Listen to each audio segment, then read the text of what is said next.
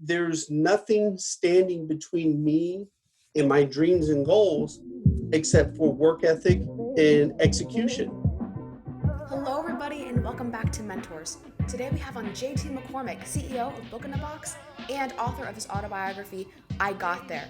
And somewhere hidden in this podcast is a way to get a signed copy, so stay tuned for that. In this podcast, we'll discuss JT's life and upbringing, which is an insane story that proves that there are no excuses, luck, hoping, or wishing, especially when it comes to conditions. Just a quick note, I always aim for transparency on my podcast, so I really want you guys to know this episode was one of the first I recorded, so I was pretty nervous, especially with the guest of JT McCormick. I look up to him a lot. So I'm a tad nervous on here, you'll pick up, but in all honesty, I've made a lot of strides with improvement, so it's fun to look back on the work like this, but I still hope you enjoy. Hey everybody, welcome back to MentorZ. Today I have JT McCormick. JT, thank you so much for being on my podcast. You are more than welcome, man. My pleasure. I am a huge fan of yours. Thank you. And you know what? I'm a huge fan of yours, especially, this is where I want to dip in first. Your origin story, or like where you have been to who you've become. I mean, I've already heard it, but it's an incredible, incredible story. And I really would love my audience to hear it. So which part? You just want me to dive right in, or anything specific you're looking for? You can dive right in, but specifically, I'm looking for that transition of you from a child and where you grew up and how you grew up to now, to being so successful.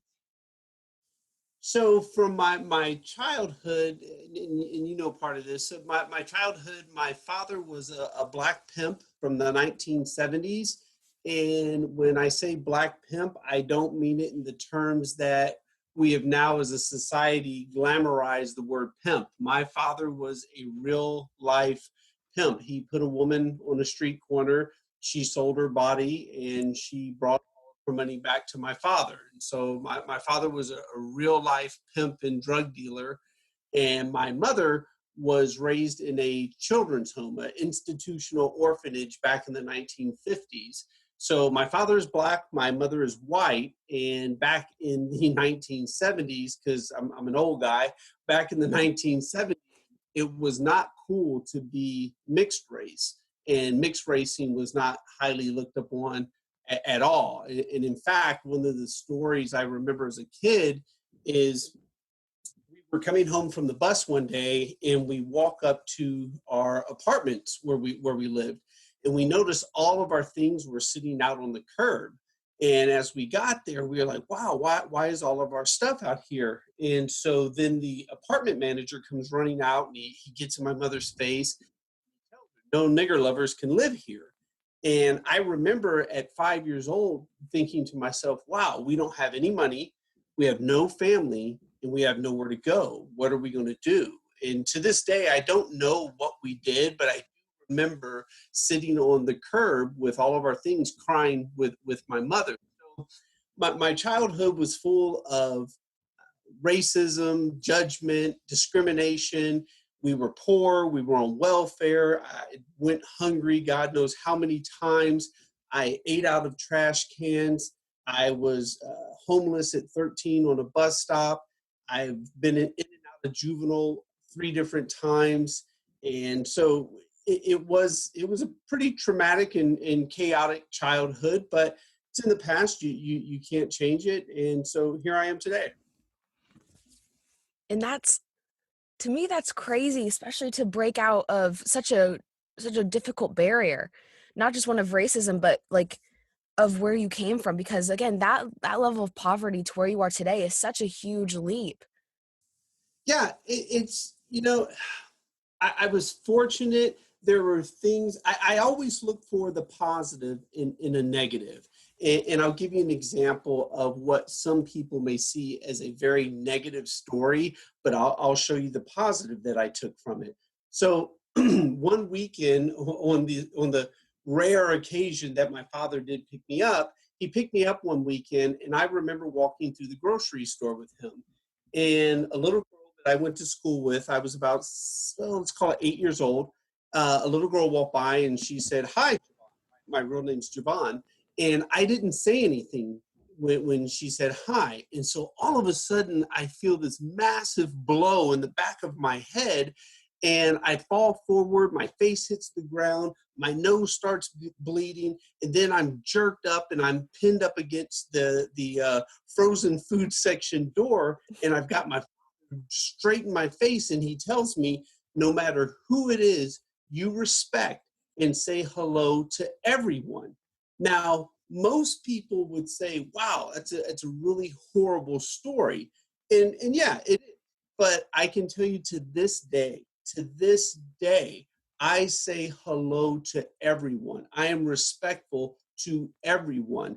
And I attribute that to that moment of, yes, negative story, but I took the positive out of it. So I speak to everyone, and I'm especially nice to what I call service industry individuals, waiters, house cleaners, hotel staff that clean the rooms. Because in the world of which I work right now, I speak to professionals and CEOs and high-powered individuals. Well, they've got enough people, kissing their butts and being nice. Individuals who are in the service industry that don't always get the level of respect that they deserve. That, I've never thought about that. I really do love that concept. Well, not of just saying hi to everyone, but of the people who don't get that. And I feel like that can make such a positive impact on their own lives, because not that it's someone like a CEO or someone very powerful saying hello and being kind, but it's human interaction and it's kindness, even when you don't usually get it. Like today, we have a lot of janitors at our school. They come around, they clean the things, and most kids ignore them. But when you're the kid and you say hello to them, you talk to them for a little bit, they genuinely appreciate it. They do. They're the janitors and people who, again, in the service industry, they're rarely treated with a level of respect in which they deserve. And the level of respect that they deserve is the same level of respect that I deserve. Just because I have 3 letters after my name that says CEO doesn't make me any different. I'm still human. I'm still an individual. I still put my pants on the same way. Though that's nothing but a role in a title. And just because I have the title CEO, it makes me no more important than the individual that may be cleaning hotel rooms. No, and I entirely agree with that. Actually, this is a bit of a weird question, but um, do you consider how do I put this? Giving respect first, and then can that respect be lost? Because I've known some people that go, no, regardless, you should give people respect. And other people say, like, innocent till guilty. And other people say, I will never respect you until you earn the right to. Ava, it's a phenomenal question. I appreciate that. And so it's taking me years. I used to live by this credo, motto, whatever you want to call it. I used to always say, I don't trust people until they give me a reason to trust them. Whereas most people will say, I trust people until you give me a reason not to. Well, I used to reverse that. And what I've come to realize is, yes, I respect everyone. Now, if you give me a reason to not respect you, yeah, that respect can be taken away. If I see that you're just this discriminatory, racist, you look down upon others, yeah, I'm not going to have a lot of respect for you. But for the most part, yeah, I respect everyone. That that's what I thought you'd say. I could definitely see, I can definitely see that out of you. I just really wanted to see your insight on that, because I don't know, there's so many, especially right now, there's a vast amount of respect or lack of respect going on. And I guess it's always been happening, but the more I grow up, the more abundant I see it. And just getting that perspective from other people who've lived just miraculous stories like yours. I always love hearing your guys' insight. So what else you got for me? This is great. Yeah. So actually, I really wanted to talk. So you were talking about positivity, and negativity. And one of my beliefs is that that's one of the biggest keys to mental strength. Well, if there's any other keys, please tell me. I'd love to know. But like, when you can look at the face of negativity or fear or danger or worry or anxiety, depression, sadness, anything, and you can find the positive in that, and you can find the light in that, you you are so much more, not intelligent, but you're so much more tough and stable than anyone else I would know. Because like Man's Search for Meaning, I'm currently reading this book. It's a man, his name is Viktor Frankl, and it's a true story, and he spent years in Nazi concentration camps. And what got him through was just straight up mentality.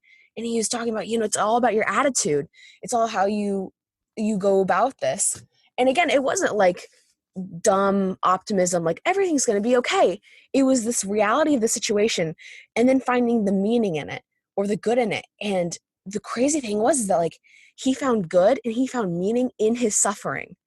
I look for the positive in every situation. Like I said, you just heard me give you the one of that I personally experienced of where my father, he was a harsh individual to say the least. But everything I look for the positive. If there's something in business and maybe we make a bad decision, or maybe our execution did not yield the results that we were after. Okay, that's not a positive, but let's find the positive within the negative. No matter what happens to me in life, I always look to find the positive.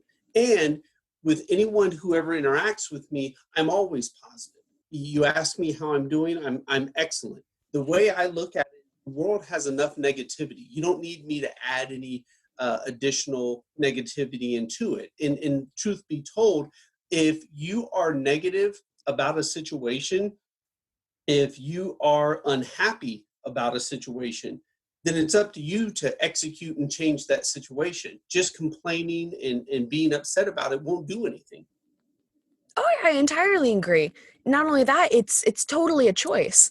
I've met people who, oh, I can't help it. I'm just mad, or I'm hangry, things like that. Really, really dumb things. Like, no, you're choosing to be annoyed. You're choosing to be mad at this person, and you can fix all your issues. But then again, I feel like emotions are some things that need to be worked through, but only in a constructive way. Totally agree. Totally agree. I'll give you a really funny example. You hear a lot of people say road rage, or they get frustrated when they're driving, or let's say someone cuts them off, and then people want to flick them off, or they want to speed around them and then cut them back off. When someone cuts me off, here's what I say to myself. Okay, wow. So if we're going to the same place, you're going to get there 10 seconds before me. Okay, I'm good. That's it. Yeah. That's it. And I feel like that's all that needs to be said. Oh my goodness, if you want to. So a really good story that I know is like my dad, when he was younger, his grandmother, sweetest old lady ever. They go out of the house for a little bit. They have some fun, but then they come back. In the house has been robbed, and it's in shambles, and she's obviously expensive things were taken. So she looks around the room, and instead of getting angry, instead of getting upset, instead of calling the police, she goes, "Oh, you know what? I hope they got what they wanted, because if they stole from me, they definitely needed something." And that was that. Yeah, that's it. I mean, what you can't. All you can do is progress forward. You look at all the negativity that I went through in life, and so many people will say, "Oh, well, my parents were divorced, or in my case, they were never married, and oh, well, I come from a jacked up background. Oh, well, I was poor, or oh, well, I don't have a college degree." Excuse, reason. Do something about it. I've been sexually abused by my father's prostitutes. I don't have a college degree. I grew up in chaos. I don't use it as an excuse. I don't use it as a reason. I turn around and I take what I was given and I find the positives in it, and I make the most out of my life. And I find that absolutely fantastic. And not only that, but the way you worked your way up, which can you please go into detail about like how your whole worth ethic and your mentality and how you progressed so far in the business realm? So my work ethic each day, I'll give you an example of mindset, choice, and execution, and being committed. Every day I get up between 3:45 a.m. and 4 a.m. and I have a choice. Every morning I'm human. There are mornings where I don't want to get up. I want to stay in bed, cozy. But I say to myself, wow, there is someone in a hospital bed somewhere right now who's not going to ever leave that hospital bed. And I now have the opportunity to get out of bed, hustle and grind, achieve all my dreams and goals. And I get to do that. That is an opportunity. And so my mindset is make the most out of life. If you want to get up at 4 in the morning, you can get up at 4 in the morning. So many people that I talk to, they'll say, wow, JT, I'm just not a morning person. Well, you're right, because you just told yourself you're not a morning person. So tell yourself you're going to get up at 4 a.m. and then make the commitment to actually following through on getting up at 4 a.m. But as far as the work ethic goes, I'm just of the mindset that if somebody's going to work 24 hours, I'm going to work 25. You go 36, I'm going to go 37. And there's nothing standing between me and my dreams and goals except for work ethic and execution. I think that takes so much like mental, not mental energy, but mental strength to have some of those goals, even when you start out so low, right? So say you work at like a fast food restaurant, that takes so much mentality to go, you know what, I'm going to work up the chain and I'm going to make a lot of money. But to start from those small positions and have that mentality, even though you don't want to do these things, I think that's where it becomes like really tough. Like getting up in the morning, no one really wants to get up at 4 in the morning, but when you tell yourself you do, and you do, it's so much better. Well, you make a good point, Ava, and I'll say this.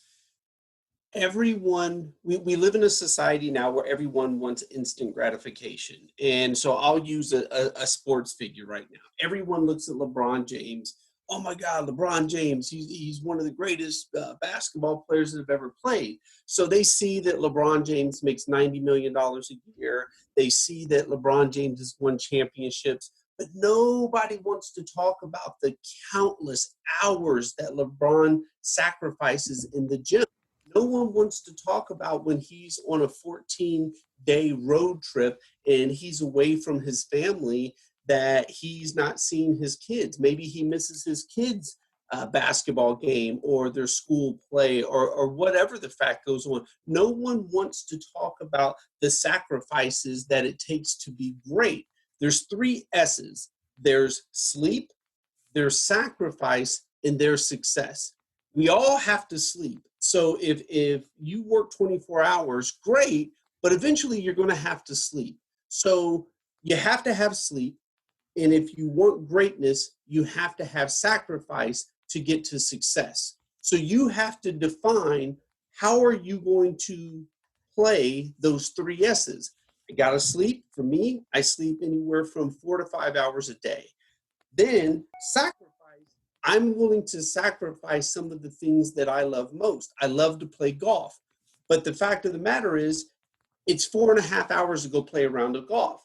I don't want to take that time from growing the business, from my family. So I sacrifice golf. So much so, obviously, I've made a little bit of money throughout my career. And I even disconnected ESPN from our direct TV subscription, so I don't watch NFL and college football, because that again would take me away from achieving my dreams and goals and hitting success. So sleep, sacrifice, success. People rarely want to talk about all the things that go into sacrificing, achieving your dreams and goals. Everybody just wants the end result. But where do you cross the line at sacrifice? Because I know you talked about golf, but then you said you didn't want it to you didn't want it to take away time from your family. It's that's a personal side of it. You have to decide. I'll give you a great example of this, Ava. When I was at the software company and I became the president of the software company, I went from the lowest paid person to president within 3 years. And everybody wants to know, oh my God, how'd you do that? No one wants to get into the details of the sacrifice that was made. Everyone just wants to celebrate how I went from lowest paid to president. What people don't want to hear is people don't want to hear that in 5 years with the software company, I only took 11 days vacation. Fact of the matter is, we live in a society where most people take 11 days vacation in the first quarter of the year. I was there 5 years and only took 11 days vacation. Here's a huge piece of sacrifice, and many people aren't willing to do this.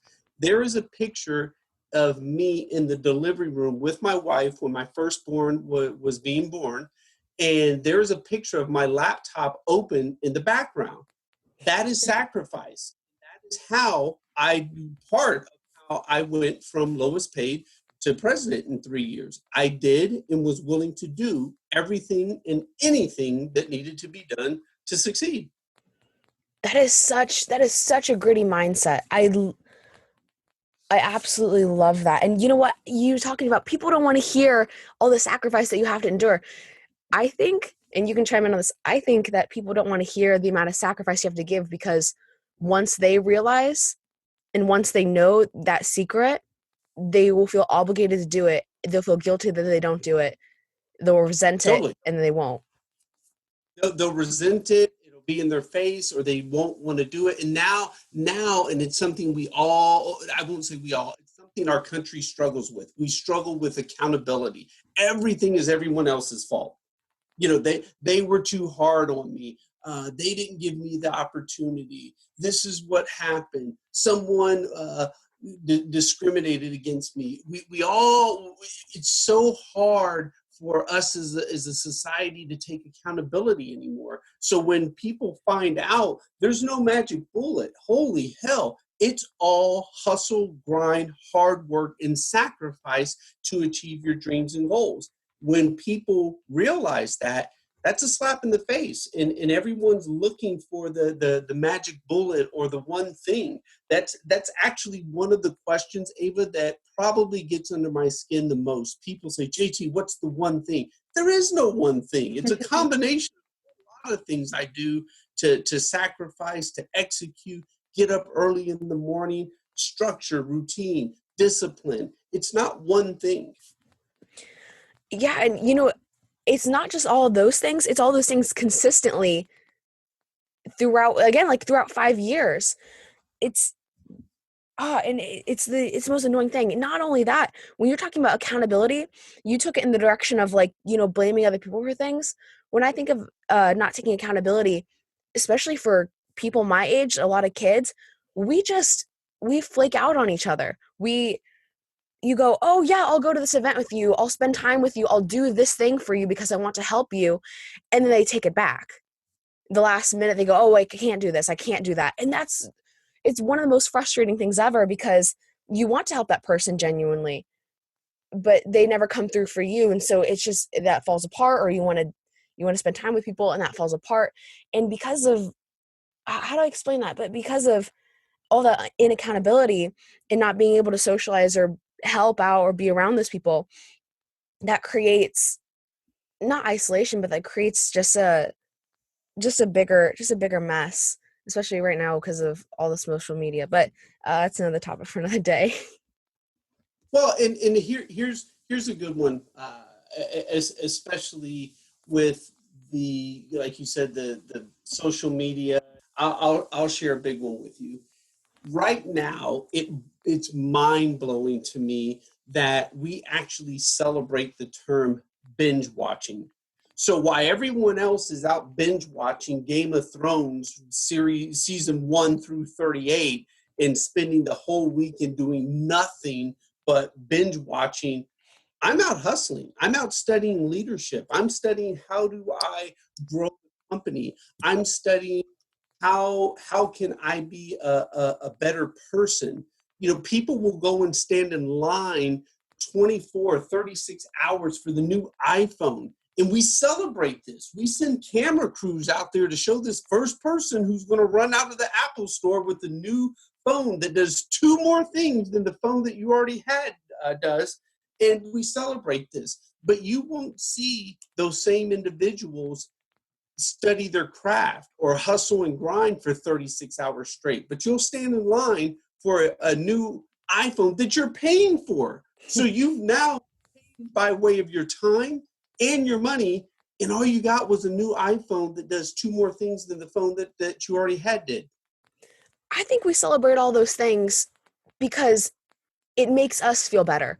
Like another example, similar to one that you gave before. I was in this swim meeting. All these girls are sitting around, and my coach goes, "Yeah, say your name, say who you are, say your grade, and also say what you do besides swimming." And all the girls kind of go a little silent. Then it picks up again. So I'm Sophia, and I'm a junior or senior. And what I do besides swimming, I like to eat. I like to watch Netflix. I like to sleep. And all these girls are going, "Oh my gosh, me too." And they make a joke out of it. Because in all actuality, it's sad. It's sad and pitiful, and you should do something with yourself. But in all honesty, people like that better because they want to feel comfortable. The moment you break that, and actually I feel kind of bad. I did that. What do you do? I'm like, oh, I do this, this, this, and this. The room just got a little tenser because no one likes to admit that they're not good. So we cover that up by quote unquote celebrating it, but we're not celebrating it. We just don't want to acknowledge our own faults. Yeah, I've got one for you.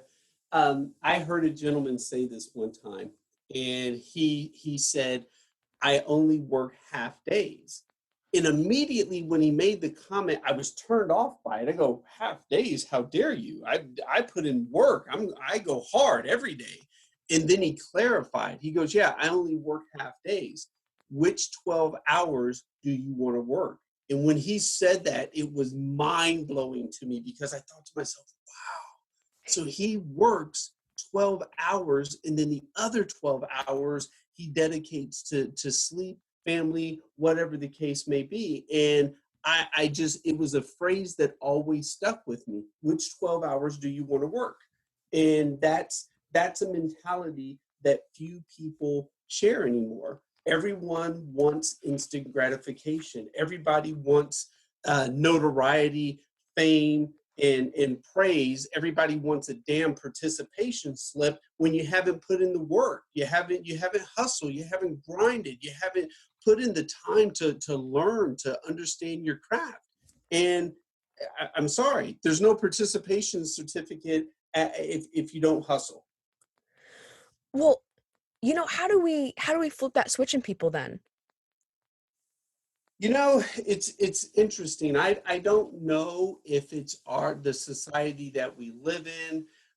So many people, such as the Kardashians, they've not done anything, but yet and still they've become very popular and wealthy in doing so. So many people see that and feel and believe they can accomplish the same.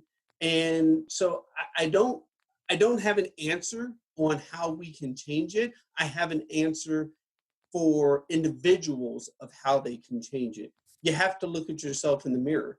When you look at yourself in the mirror and you say to yourself, did I put in work today? Did I hustle? Did I grind? Did I do everything I could to be the absolute best me? You have two answers that are going to come up. No or yes. And I guess there could be a possible third. You could lie to yourself and make yourself believe that you did. But at the end of the day, you either did or you didn't. I totally agree with that. And that takes some self-reflection, and that takes some, for some people, maybe some deep looking at to hopefully not lie to themselves and say, "Oh, I kind of suck as a person. I should become better." Well, and Ava, you already know this, but so many people now they speak to me, they see me, and oh my gosh, JT, I can't believe you've become president and CEO of a company. You've made millions of dollars. And people talk about those things, but people don't understand. My first job out of high school, I cleaned toilets. I cleaned toilets, I bust tables, I washed dishes. That was my first job. From 9 a.m. to 3 p.m., Monday through Friday, I cleaned the restrooms, I scrubbed toilets, I cleaned tables, and that was my first job. I didn't just wake up one morning and I was president and CEO of a company. I didn't just wake up one morning with millions of dollars. This was many years of hustle, grind, sacrifice that has led me to where I am. To put in the work. And what I love the most is because backtracking to the story about you like cleaning the bathroom, scrubbing the toilets. When you came into the innovation class, I remember you telling me, because this resonated with me so much. You said when you cleaned the toilets, they were just going to be the most clean toilets ever. They're going to be excellent. The bathrooms are going to be excellent every day. And even those small, precise things that one is significant, and that's like what you said, the just being a server, you did the best. We did excellently, simply put, consistently, and that's what brought you up the chain of command. Totally. Everything that I do, I try to be the absolute best at it. I'll throw this in there for anyone who's listening or anyone who cares. If I go if I'm out and I'm at a public place and I go to the restroom and I wash my hands and I'm walking out of the restroom and I see paper towels on the floor, I stop and pick them up. It's not always about what people see me do. It's what you do when people aren't watching as well. So I strive to be the greatest me at everything I do. If I'm going to clean toilets, they are going to be the cleanest toilets in the city. If I'm going to be a CEO, I am going to do my damnedest to be the best CEO in the country. If I'm going to be a father, which I am, I've got 3 kids, I strive to be the best father that I can be. So everything, I don't cut corners, I don't half-ass it. Everything I do, I strive to put every ounce of effort to be the very best I can be at it. And how did you learn that? Like who taught you, or how did you figure this out yourself to just hustle and just go? Really just watching the surroundings of which I grew up, Ava. If I had to say there was a specific, it's not the only thing, but it was a real critical moment for me when I was driving. My dad was driving me through a neighborhood in Houston, Texas. It's called River Oaks, very exclusive, wealthy neighborhood.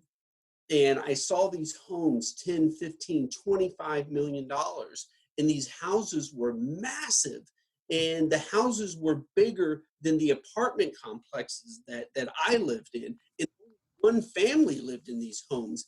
And I remember seeing this and saying to myself, wow, I want one of those.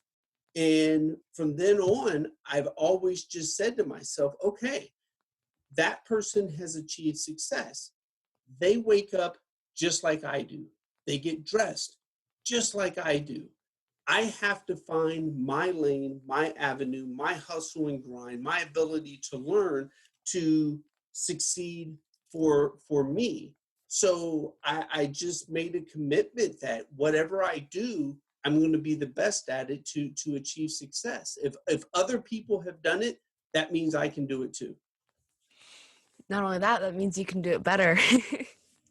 Exactly. And I tell this to the kids that I mentor. Oddly enough, I'm on a show called MentorZ. Uh, Here's the when anyone reads about me, when anyone speaks with me or looks at my past or my accomplishments, whatever it is, I always tell people, because I hear this a lot, oh, Mr. McCormick, I want to be just like you. Don't ever be like me. Be a million times better than me. Anything that you see that I've accomplished, you find a way to be a million times better than me. And I love how you say that, because you yourself, you want to be the best. and to want people to succeed over you is so generous and non-competitive, and that's something, honestly, that's something that I'm trying to work towards. I'm a competitive person. I view most things as a competition. I wouldn't want someone to succeed in my realm, in my field, because I want to be better than them. But the fact that you can take a step back from your ego and go, I'm teaching you, become better than me, like having a child succeed in front of you, that's very, is that humbling? Is that just a what is that? It's a, I wouldn't say it's humbling. That may not be the right word, but it is true to my heart. It's true to my character. And I'll say this for you: if the day comes that you aspire to want to be a great CEO, I'll say it right here.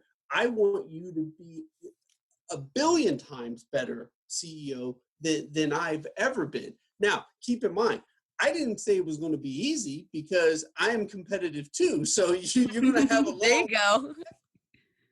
you want to achieve that. But I sincerely do want you to be greater, better, more accomplished than I've ever been, should you choose the path of wanting to become a CEO. And the loving thing is you're going to make me work for it. Yes. Yes, you are going to have to work for it. You're going to have to hustle. You're going to have to grind. You're going to have to study your craft. It's nothing that success. There is nothing successful that comes easy. And I'll say this: there's three words that I do not use in my vocabulary. When I was a kid and I was at school and I was hungry and I would hope there was food when I got home, it never produced anything. There was still no food when I got there. So I eliminated the word hope out of my vocabulary. When I was at home and maybe the electricity was cut off and it was cold and we didn't have any food, and I say, oh gosh, I wish we had something to eat. Wishing never produced anything. So I eliminated wish out of my vocabulary. When someone talks about the lady who won the $700 million Powerball, they say, oh my gosh, she's so lucky.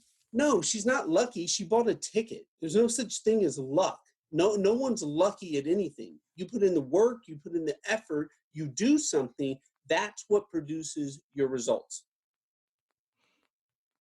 That's interesting to say there's no luck, especially when it has something to do with the lottery tickets. No, she bought a ticket. She just happened to be the person that won. She's not lucky.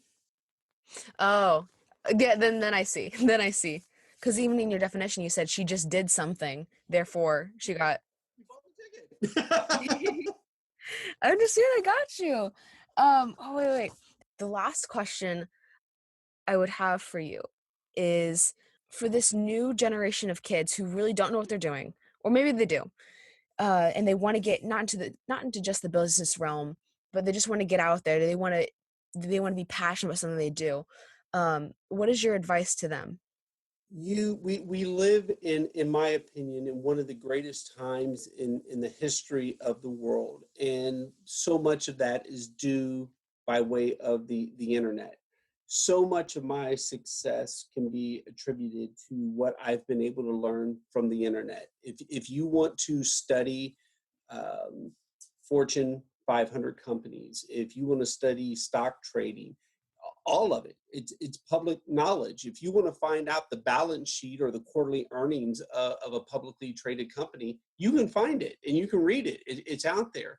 So whatever craft you're after, whatever passion you have, you can study it, you can research it, you can turn it inside out. Every piece of information that you want is out there. And so, like I said, instead of spending the weekend binge watching Game of Thrones, spend the weekend binge studying your craft.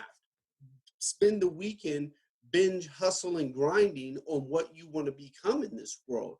Because binge watching doesn't produce anything unless you're watching documentaries that are going to take you a step closer to your passion and to your craft. But just watching a series, a sitcom, a comedy, that doesn't do anything to progress you forward to your goals and what you want to become.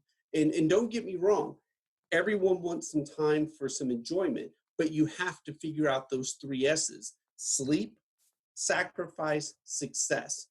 How much sacrifice are you going to put around the enjoyment to achieve your success in your goals and dreams? So that would be my feedback to this generation, is that you all live in the greatest time in world history, because everything is at your fingertips, right there on your phone, your laptops, your iPads, whatever the case may be.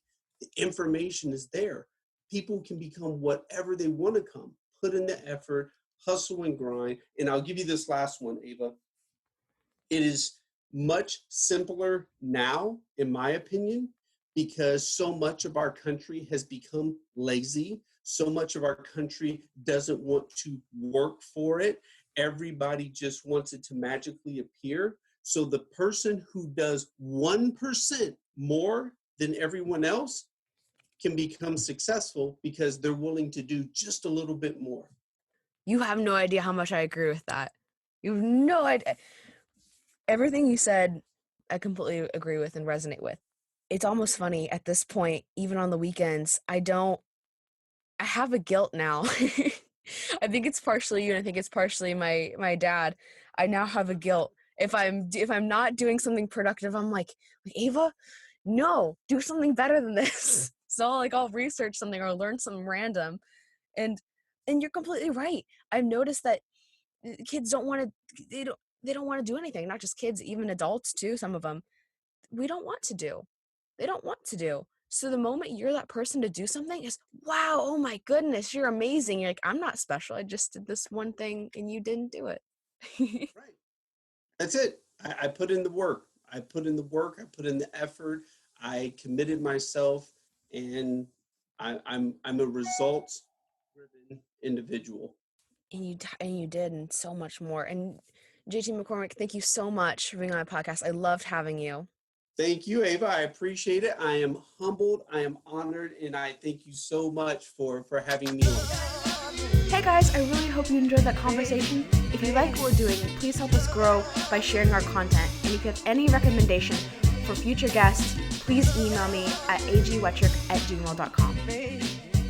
Also, Mr. McCormick was kind enough to give away 2 signed copies of his book titled I Got There: How I Overcame Racism, Poverty, and Abuse to Achieve the American Dream.